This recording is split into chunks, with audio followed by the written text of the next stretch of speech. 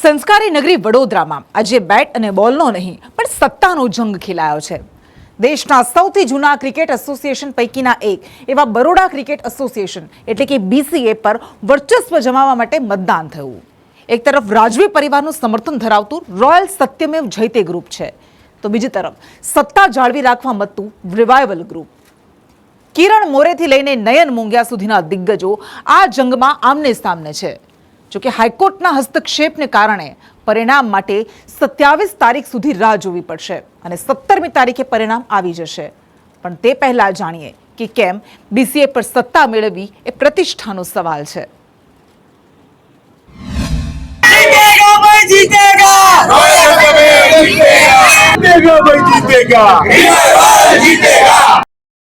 વડોદરા, જેને આપણે સંસ્કારી નગરી અને કળાની નગરી કહીએ છીએ, ત્યાં આજે રમતની પીચ પર નહીં પણ સત્તાની પીચ પર એક મોટો જંગ ખેલાયો।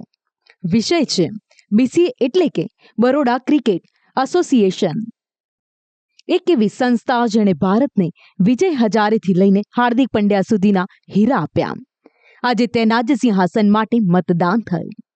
એક તરફ છે દિગ્ગજ કિરણ મોરેનું રિવાઇવલ ગ્રુપ, જે સત્તા જાળવી રાખવા માટે મથે છે, તો બીજી તરફ છે મહારાજા સમરજીતસિંહના આશીર્વાદ સાથે મેદાને ઉતરેલું રોયલ સત્યમેવ જયતે ગ્રુપ। આરોપ પ્રત્યારોપ, 200 કરોડનું સ્ટેડિયમ અને હાઈકોર્ટની એન્ટ્રી, આ ચૂંટણીમાં બધું જ જોવા મળ્યું। પહેલાં તો મારું બહુ મોટું સૌભાગ્ય છે બીસીએના ક્રિકેટ એસોસિએશન માટે વોટ કરવો એઝ અ ફોર્મર ક્રિકેટર। અને મેં વોટ એટલા માટે બહાર દઈને કરું છું કે આપણું જે સ્તર હતું ક્રિકેટનું વર્ષોથી, એ સ્તર પાછું આવે। આ મારા વોટથી એટલો ફરક પડે કે એ બધું પાછું આવે, આપણું ક્રિકેટ સુધરે।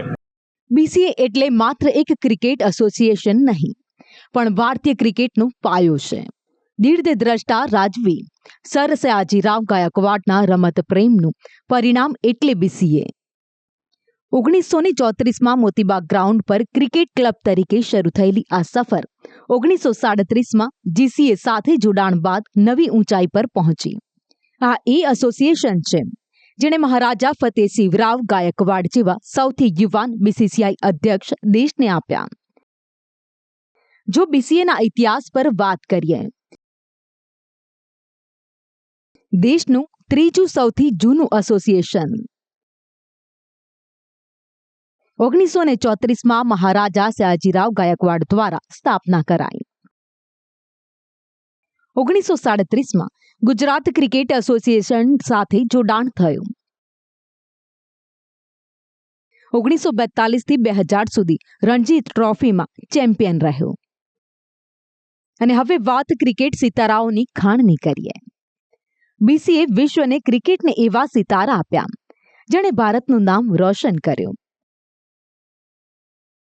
વિજય હજારે, કિરણ મોરે, નયન મોંઘિયા જેવા દિગ્ગજ વિકેટકીપર બેટ્સમેનો અહીંથી જ ઘડાયા। તો આધુનિક ક્રિકેટમાં ઝહીર ખાનની રફતાર હોય, ઇરફાન અને યુનુસ પઠાણનો ઓલરાઉન્ડર દેખાવ હોય કે પછી હાર્દિક અને કૃણાલ પંડ્યાની પાવર હિટિંગ, આ તમામ બીસીએની દેન છે। સંજય હજારે જેવા ઇન્ટરનેશનલ એમ્પાયર આપીને પણ બીસીએ ક્રિકેટના દરેક ક્ષેત્રમાં ડંકો વગાડ્યો।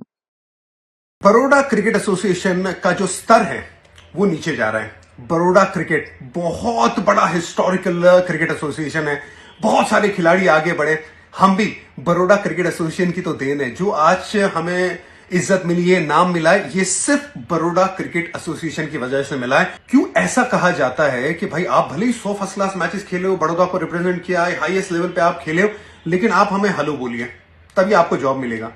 ये सब चीजों को बदलना है और ये बदलाव करने की जो जिम्मेदारी है ना, ये हमारे वोटर्स और मेंबर्स की है।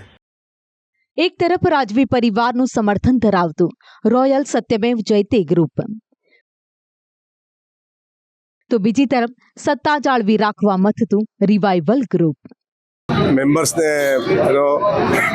કેવું છે કે તમે તમારો ધન્યવાદ કરવા માટે આટલા ગ્રુપમાં આવ્યા છો અને વોટિંગ કરવા માટે આવ્યા છો અને નિર્ણય આપવા આવ્યા છો તો બહુ સારી વાત છે, કારણ કે મેમ્બર્સ તો વિશ્વાસ જીતવો બહુ ઇમ્પોર્ટન્ટ છે અને એમને ખબર છે કે શું કામ કર્યું છે અમારા ગ્રુપે રિવાઇવલ 31એ, એટલા માટે જ આવ્યા છે લોકો. ચૂંટણીમાં ખેલાડીઓ તો મેદાની છે જ, પણ ખરો વિવાદ કોટબી સ્ટેડિયમ અને ભ્રષ્ટાચારના આરોપનો છે. રોયલ ગ્રુપ કહે છે કે 200 કરોડના ખર્ચે બનેલા આ સ્ટેડિયમમાં જમીન ખરીદીમાં ગોટાળા થયા છે, તો સામા પક્ષે રિવાઇવલ ગ્રુપ સ્ટેડિયમમાં રમાયેલી WPLની સફળતા અને ઇન્ટરનેશનલ મેચના યજમાનીના જોરે જીતનો દાવો કરી રહ્યું છે. મહારાજા સમ્રતસિંહ ગાયકવાડ પોતે ફર્સ્ટ ક્લાસ ક્રિકેટ રહ્યા છે, પરંતુ સત્તા માટે તેમણે ડોક્ટર દર્શન બેન્કર પર પસંદગી ઉતારી, કારણ કે તેમની પાછળ ઇરફાન પઠાણ અને નયન મોંઘિયા જેવા દિગ્ગજોનું બળ છે. આ તરફ રિવાઇવલ ગ્રુપના કિરણ મોરે એકલા હાથે રિવાઇવલનો મોરચો સંભાળી રહ્યા છે. હાલ તો મતદાન પેટીમાં બંને જૂથોનું ભાવિ કેદ થઈ ગયું છે. કિરણ મોરે સામે થયેલી હાઈકોર્ટની અરજી બાદ હવે 17મી તારીખે સ્પષ્ટ થશે BCAની આ પીચ પર કોણ સિક્સર મારશે કે કોણ ક્લીન બોલ્ડ થશે. પણ એક વાત નક્કી છે કે જે પણ જીતશે તેના પર વડોદરાના ભવ્ય ક્રિકેટ વારસાને આગળ ધપાવવાની મોટી જવાબદારી હશે. હિરેન મોદી સાથે બ્યુરો રિપોર્ટ, સંદેશ ન્યૂઝ, વડોદરા.